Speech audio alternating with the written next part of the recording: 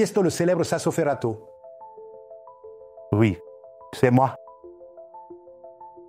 Il fut l'un des plus grands maîtres du XVIIe siècle italien.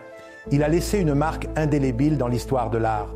Sa renommée, destinée à transcender les siècles, fut célébrée dès 1864 par Léon Lagrange dans sa monographie sur Joseph Vernet, où étaient illustrés les formats standards des toiles entre l'Italie et la France, de la magnifique toile de l'Imperator à la célèbre toile de Sassoferrata, devenue un symbole incontournable du génie de Sassoferrato.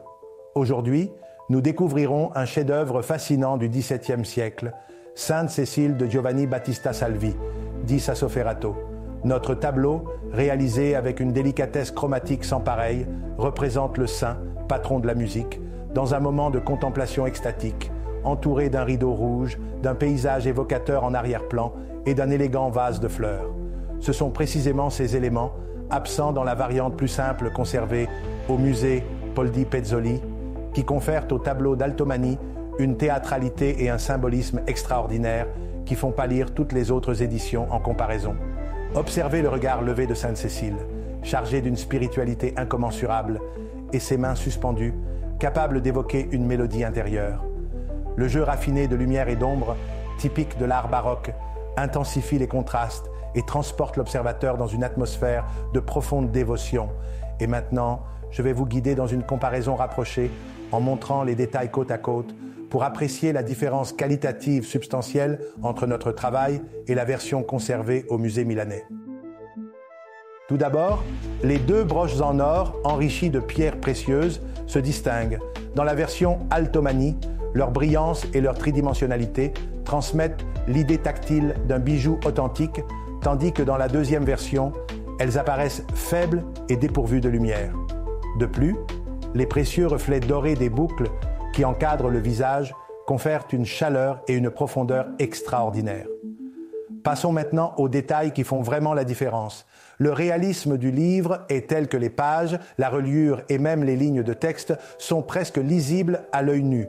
Un détail que seul le génie de Sassoferrato pouvait concevoir. L'orgue à tuyaux, aux bords ornés de moulures dorées vibrantes et finement dessinées, se distingue par une décoration impeccable, bien loin de la seconde version simplifiée. Le drapé vert vibrant, avec son rendu irisé grâce à l'utilisation magistrale de la lumière et de l'ombre, et le bord de la robe blanche, brodé de minuscules grains d'or scintillants, qui suggèrent une texture précieuse et raffinée, avec des reliefs d'une précision magistrale. De plus, la présence du pigment le plus cher de l'époque, le bleu lapis lazuli, ajoute une preuve supplémentaire de la préciosité inégalée de la version Altomani. Le drapé rouge théâtral du fond, dont une étude préparatoire est conservée dans les collections du roi d'Angleterre, est silencieusement absent dans la seconde version, ainsi que la fenêtre qui s'ouvre sur un paysage riche en détails, des montagnes imposantes à la villa princière à gauche, une référence pétrarchienne cultivée à la dualité entre la vie abstraite sublimée dans une maison idéale et une réalité naturelle. Et enfin, le vase de fleurs avec des lys blancs et charnus, symbole d'innocence, de virginité, mais aussi de royauté. Des fleurs qui font écho au magnifique raffinement de l'Annonciation avec le palais ducal d'Urbino de Sassoferrato, également conservé au musée Poldi Pezzoli de Milan. Pour toute information ou demande, écrivez à mailialtomani.com ou visitez le site www.altomani.com.